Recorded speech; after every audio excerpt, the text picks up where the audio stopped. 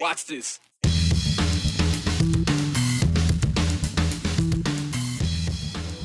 A glimpse of the future. A future city planners are hoping people can get on board with for one of Idaho's most populated cities. What changes could come to downtown Caldwell as we reach 2050? The structural failure that led to a town underwater. This week marks 50 years since the Teton Dam collapsed. The town is remembering what happened that chaotic day, and so are we. It's a guest you can almost guarantee to see on the roads every summer. Mormon crickets. And while they're from here, where did that name come from? We caught up with an expert about the origin. The city of Caldwell continues to grow and change, and now we know what Central Caldwell might just look like 25 years from now. Justin Court, you got a look at the crystal ball today at Caldwell City Hall. Give us a look inside. Alrighty, yes, Hunter, this is really interesting. Just this morning, a special city council workshop, that's important, gave us a look at the, quote, the blueprint Envision Central Caldwell 2050. A highfalutin name. It's not a plan, though, for Central Caldwell. Rather, they continue to call it, again, a vision. Notice the air quotes. These are big ideas, essentially, on how to improve Caldwell's core. So this is about 1,500 acres in and around downtown. After a year of community input, the guy presenting these big ideas was Roger Brooks, a tourism and downtown consultant who was key in revitalizing Indian Creek Plaza. The goal is to increase the commercial tax base right there in the city by making Caldwell really a destination, or the destination, for folks in Canyon County and even Eastern Oregon. Those folks coming in and spending their money right there in Caldwell. Now, the vision includes more shopping, dining, hotels, a conference center, tasting rooms, parks, sports fields, parking, and the jewel of the vision, the Indian Creek Promenade, another fancy name. That would be a 3-mile walkable stretch connecting the fairgrounds all the way through downtown and even beyond that. Brooks says the goal of the effort is to get everyone who can determine Caldwell's future just pulling in the same direction. He also stressed that this can be changed as Caldwell continues to grow, but believes it's all pretty good as it is because they followed the city's comprehensive plan that's already in place. I hope you adopt it like it is, and then you take project by project and say, well, we're not going to do that, we're going to do this. I hope you'll adopt it and adopt the districts. Those are 2 things to adopt, and then say, okay, let's create teams for each of these when you're ready and when there's funding and all those other things. I mean, it's up to you. This does not, adopting this plan does not commit the one dime, and I would adopt it as a companion to the comprehensive plan. Because we followed the comprehensive plan. It was our Bible for every single thing in there. Now, this was a work session, so City Council did not take any action on this, but if you already have thoughts, you're in luck. Tomorrow, there's going to be a public presentation hosted by the Caldwell Chamber of Commerce. Going to be at the Caldwell High School Auditorium. Doors open at 5, presentation begins at 6, and an open house will immediately follow. So you can talk to folks about the vision if you have concerns or questions. The main worry I've heard, though, already is that folks just don't think any of this will happen, but we'll see. You know, I remember hearing the same thing, though, about Indian Creek Plaza. It sounded like something that was going to take a lot of time and effort. My question, who's paying for all of this? Yes, well, Indian Creek Plaza also took a lot of time and effort, as you said, but also money. And right now, money can be tough to come by. So they're going to be looking at grants, things like that, potentially, hopefully, as they get more people sort of into downtown, maybe build up some of these businesses, that tax base is going to build up, and some of that money can be used to draw even more sort of growth, drawing in more growth. But hey, we'll see. Again, it's a crystal ball. It's not a guarantee. 25 years is a long time to look out. That's right. So not that long, but long enough. All right, Justin, thank you. Now to the 4-in-1, we are learning new information tonight about a missing man whose pickup went into the Payette River last night. Idaho State Police says he's a 40-year-old man from Montana. They aren't providing his name at this time. Now, the crash involved 2 pickups on Highway 55, and it sent the Montana man's truck into the river. It happened south of Cascade yesterday afternoon. The truck remained in the swift water overnight as crews worked to make conditions safe for recovery operations. Cascade Fire also contacted the water master for that stretch of the river to reduce the flows, a process that helps crews access the vehicle safely. Now, this is still an active recovery mission, and investigators are working to learn what exactly happened. We now know the cause of the Mountain Home fire. That injured 6 law enforcement officers and destroyed 15 homes. Late this afternoon, the Idaho Department of Insurance announced 2 Idaho Power electrical lines came into contact. It created arcing and sparking, and we're told molten aluminum and melted wire insulation then fell into dry vegetation, igniting a fire that was rapidly driven by those wind gusts that were up to 52 miles per hour 4 days before the fire. Now, the Department of Insurance says Idaho Power had lifted the power line after the homeowner reported the service lines were hanging too low. And we're also learning for the first time 15 homes and 12 cars were destroyed in the fire. Numerous outbuildings suffered similar damage. The fire burned 250 acres. And an update now to a fire burning in the Sawtooth National Forest. The Summit Creek fire is 53% contained and has burned more than 1,400 acres. The U.S. Forest Service expects crews to have this fire contained by June 7th, and that's the 4-1 on the 208. I wanna be loved by you, just you, nobody else but you. Okay, on this day in history, an American icon was born. Actress, model, and as you heard, occasional singer, Marilyn Monroe would have turned 100 years old today. While she might be known for her flashier looks, like her white cocktail dress in The 7th Year Itch, she really knew how to wear a burlap potato sack, which is what we remember, right? 75 years ago, Marilyn Monroe famously posted up in a burlap potato sack, turning a critic's insult into an iconic, empowering moment. Allegedly, there was a party at the Beverly Hills Hotel, and she showed up in a revealing red dress that columnists declared cheap and vulgar, adding she would have been better off wearing a potato sack. Well, that's when the 20th Century Fox Public Relations Department capitalized on the moment by putting her in one. It also helped Idaho capitalize on the moment. Twin Falls was in bold letters across the dress. It's a look that inspired many designers throughout the years, including Cartier Dior Eliasson, a designer from American Falls, Idaho. And last year, the Idaho Potato Commission reached out to her for a simple idea. What if they brought back the iconic moment from Marilyn Monroe, where a potato sack gets reimagined? Well, that collection is filled with short dresses, a wedding dress, even a pantsuit that I really wanted to take home.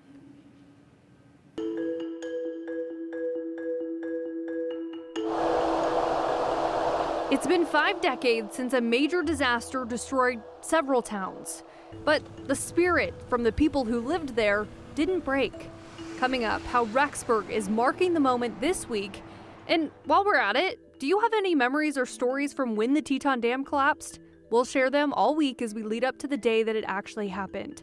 Text us at 208-321-5614.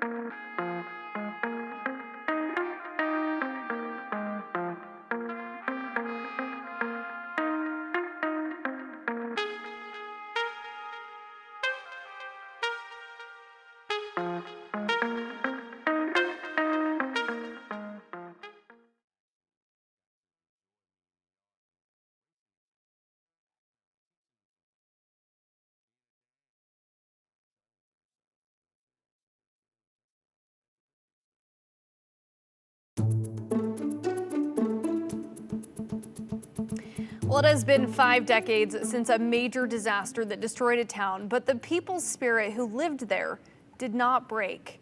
Coming up, we're going to talk about how Rexburg is marking the moment. We actually are going to talk about that right now because I am lost in the script. Okay, we are back. This week marks 50 years since one of the biggest natural disasters in Idaho. The Teton Dam collapsed June 5th, 1976, just months after it was completed. 80 billion gallons of water rushed into surrounding cities, including Rexburg, Sugar City, and eventually into Blackfoot, Idaho Falls, before it came to a stop 3 days later at the reservoir in American Falls, nearly 100 miles away. 11 people lost their lives, and about 90% of people in the area lost everything. Well, this week, the city of Rexburg is remembering the collapse, with several events planned with a big focus on acts of service.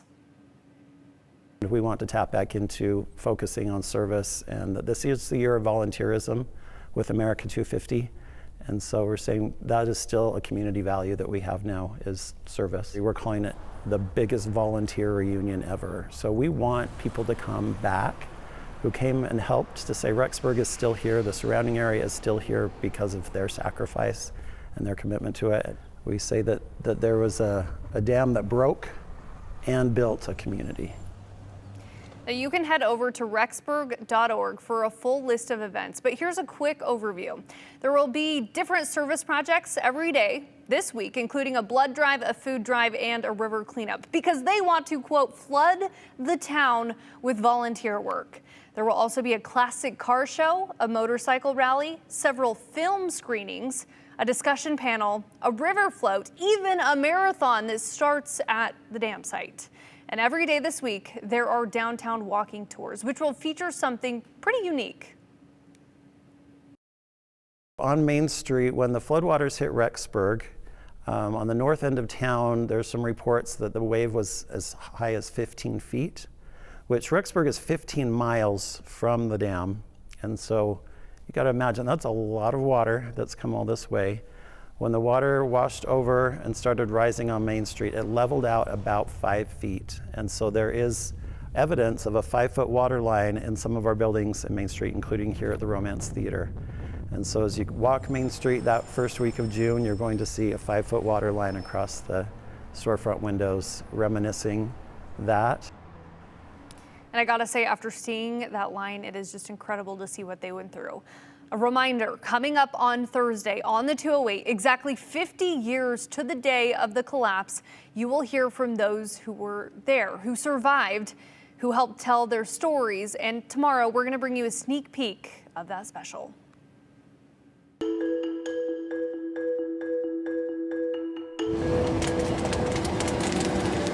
Back with what feels like a vengeance, a type of cricket that you might think is invasive, but is actually from these parts, where Mormon crickets got their name and how they leave their mark on Idaho's roads.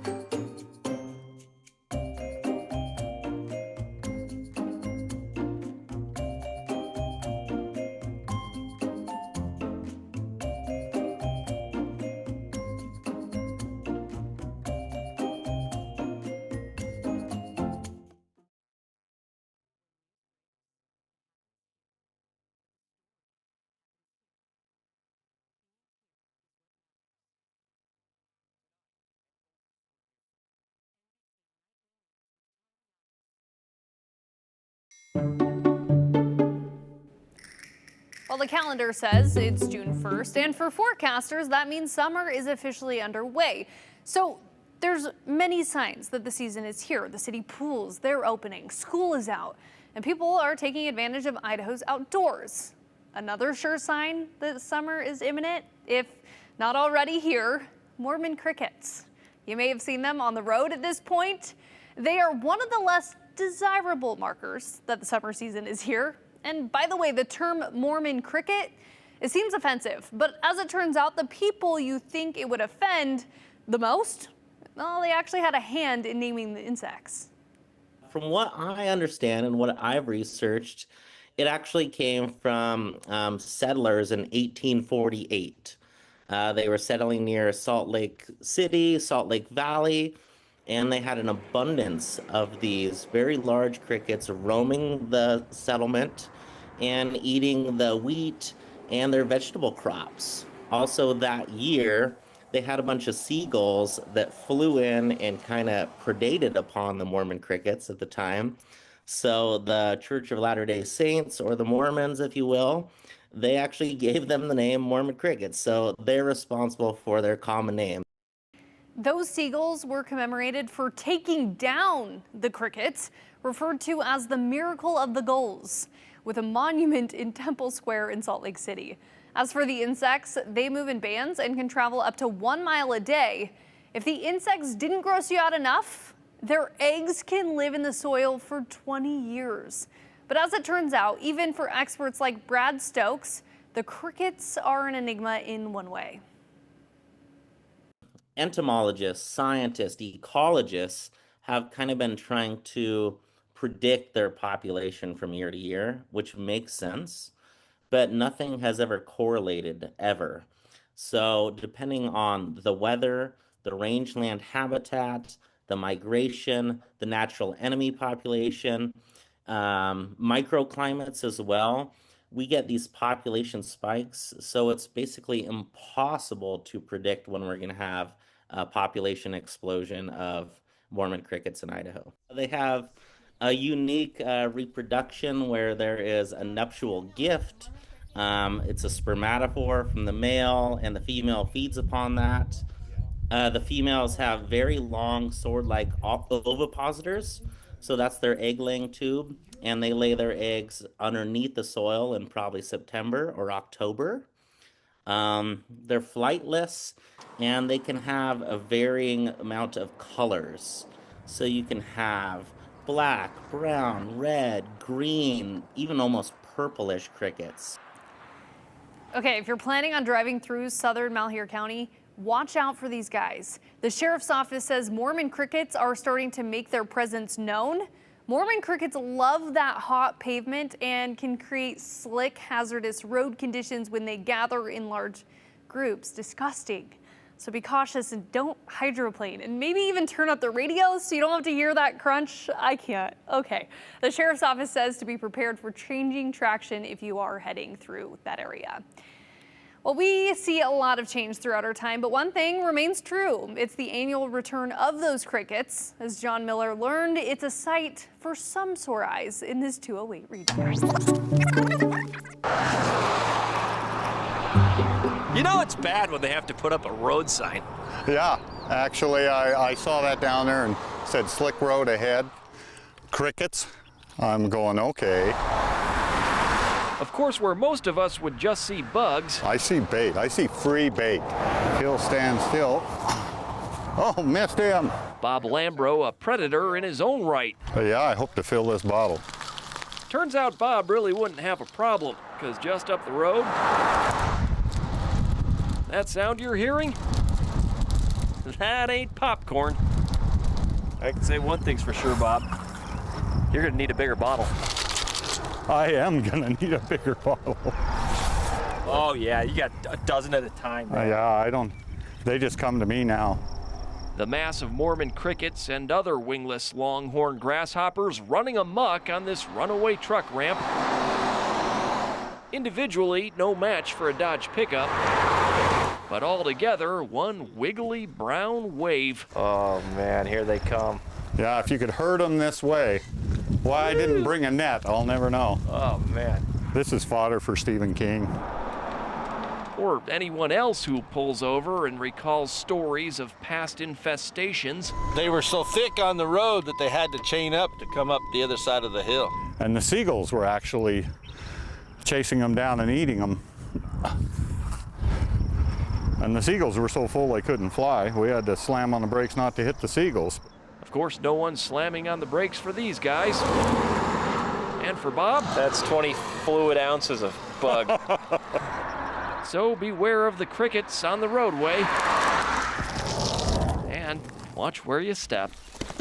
Oh! Oh. Quit crunching them, John. You're killing my bait.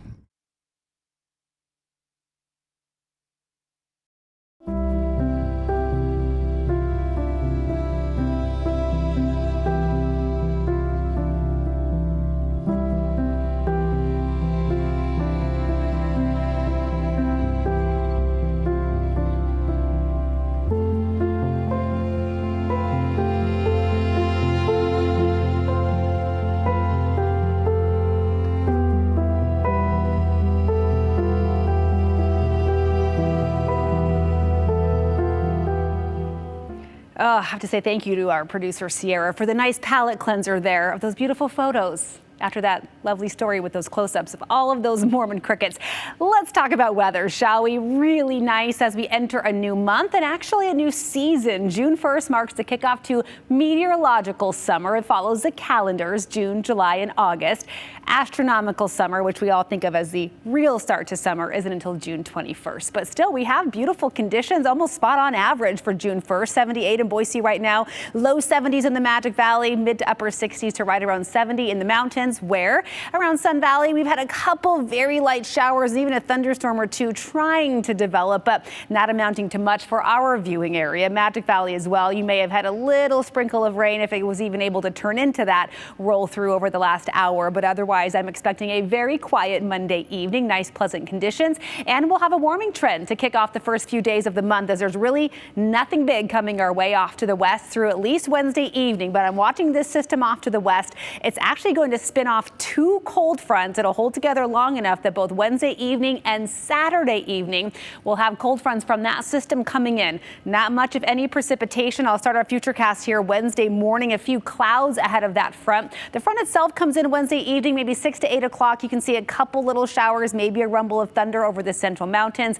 Very quiet in the lower elevations outside of some blustery winds that will set in, and then about a 10-degree drop in temperatures from Wednesday to Thursday. So winds tomorrow, not much there, 10 to 15 miles per hour. That means a really pleasant Tuesday coming our way. We'll wake up to temperatures around 50 across the Treasure Valley, warming well into the 80s for our second day of June. We don't stop there. By Wednesday, we're pushing 90 degrees in Boise, but that warmth is ahead of that front that takes us back down to around 80 on Thursday with sunshine and breezy winds. Another spike in temperatures Friday ahead of another cool down by the end of the weekend that takes us back down into the 70s.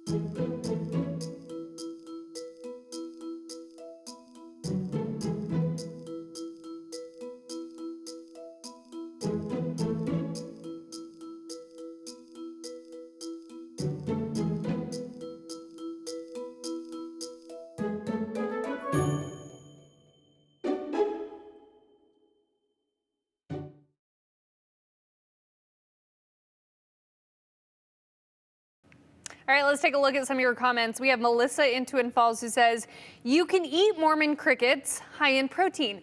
I actually think that there's a protein powder at Costco. Mormon cricket, I'm just kidding, that's not real. That sounds disgusting, I'm sorry, I can't get behind it. Okay, then we have Ray in Boise says, I grew up in Rexburg and during the flood, we were told that they tried to plug the hole in the dam with a cat. I was very young and horrified, I would be too. I later learned that the cat was a tractor, Ray in Boise. That would make a lot more sense. Fun fact, we also do have that story in our Teton Dam special, so we'll talk more about that coming up on Thursday. But for now, best of wishes. We'll have more of these comments later on in the week as well. See you guys later.